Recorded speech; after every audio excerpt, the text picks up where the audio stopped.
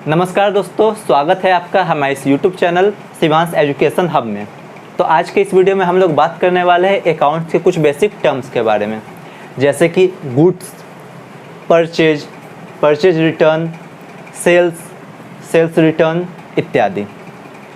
तो चलिए शुरू करते हैं। लेकिन शुरू करने से पहले अगर आप हमारे इस चैनल पर नए हैं तो हमारे इस चैनल को सब्सक्राइब करें, और आपको यह वीडियो अच्छा लगे तो हमारे इस वीडियो को लाइक करें और दूसरों के साथ शेयर करें। चलिए शुरू करते हैं।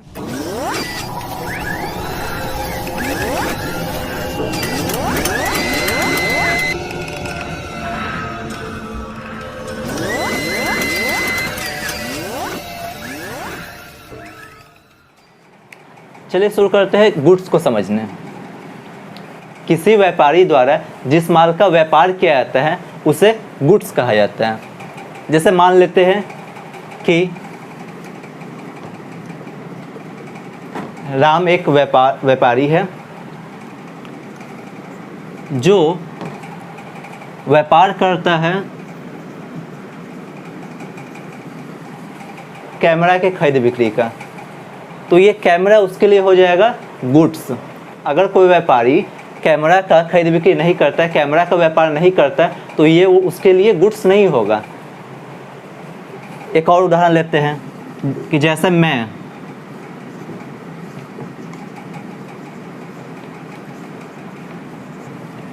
मैं एक व्यापारी हूँ कंप्यूटर का, तो मेरे लिए कंप्यूटर हो गया गुड्स। लेकिन वैसा व्यक्ति जो कंप्यूटर में डील नहीं करता, कंप्यूटर को खरीद बिक्री नहीं करता, तो वो उसके लिए गुड्स नहीं होगा, वो उसके लिए एसेट हो जाएगा। लेकिन ये मेरे लिए क्या है? ये मेरे लिए है कंप्यूटर। तो उम्मीद करता हूँ कि आप लोग गुड्स के बारे में अच्छी तरह से समझ गए होंगे। अब चलते हैं परचेज को समझने। तो किसी व्यापारी द्वारा गुड्स के खरीदने को परचेज कहा जाता है। किसी व्यापारी द्वारा माल या गुड्स के खरीदने को परचेज कहा जाता है। हिंदी में इसे क्रय कहते हैं। जैसे अभी मैंने बताया कि मैं एक व्यापारी हूँ जो कि खरीद बिक्री करता हूँ किस चीज़ का? कंप्यूटर का। तो जब मैं कंप्यूटर का खरीद करूँगा तो वो मेरे लिए हो जाएगा परचेज। लेकिन ज़रा सोचिए कि मेरे पास 3-4 ऑफिस है, मेरे पास 4 ऑफिस है जिसमें मैं अपने माल को बेचता हूँ, जिसके द्वारा उन चारों ऑफिस के लिए हमने कंप्यूटर ख़रीदा। उन चारों ऑफिस के लिए मैंने ऑफिस में यूज के लिए कंप्यूटर ख़रीदा। तो क्या उस समय भी ये कंप्यूटर मेरे लिए गुड्स होगा और उसको परचेज के दायरे में रखा जाएगा? नहीं। तो ये परचेज नहीं होगा, ये मेरे लिए हो जाएगा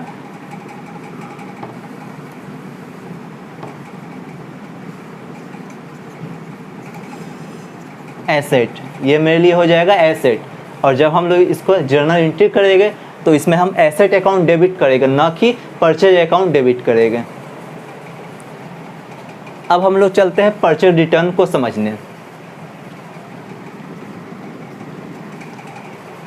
तो जैसा कि नाम से ही पता चलता है, परचेज रिटर्न्स, खरीदे गए माल को वापस लौटा देना। तो ये परचेज रिटर्न्स हुआ, ये नॉर्मली। अब हम वापस क्यों करेंगे भाई?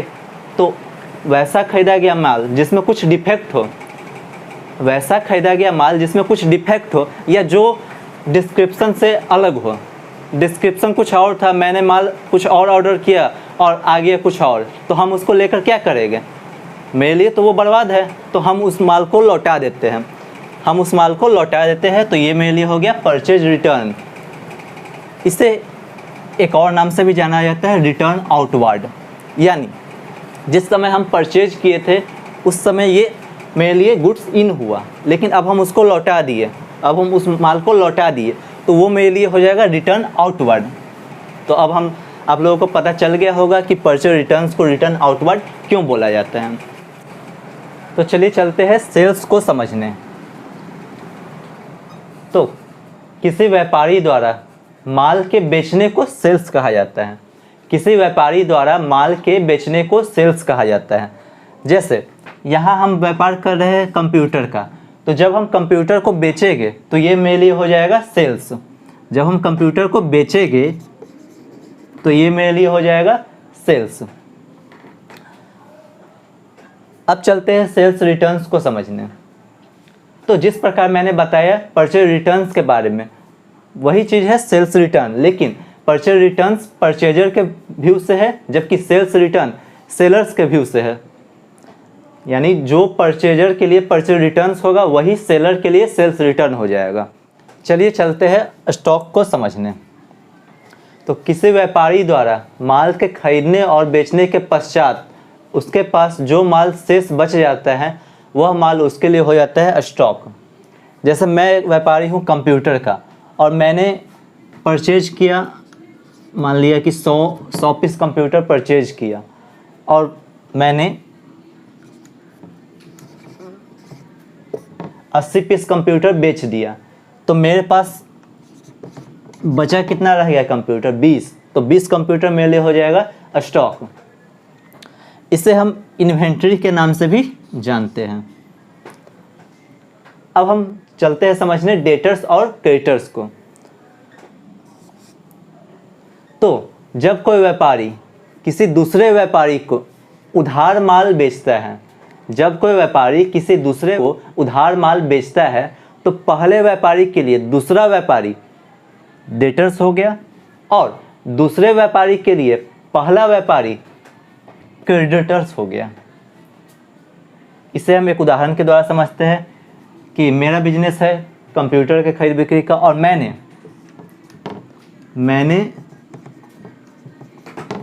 श्याम को कंप्यूटर उधारी बेचा, तो श्याम मेरे लिए क्या हो गया? श्याम मेरे लिए हो गया डेटर्स। लेकिन श्याम के लिए मैं क्या हो गया? श्याम के लिए मैं हो गया क्रेडिटर्स। तो हमें उम्मीद है कि आप डेटर्स और क्रेडिटर्स को अच्छी तरह से समझ गए होंगे।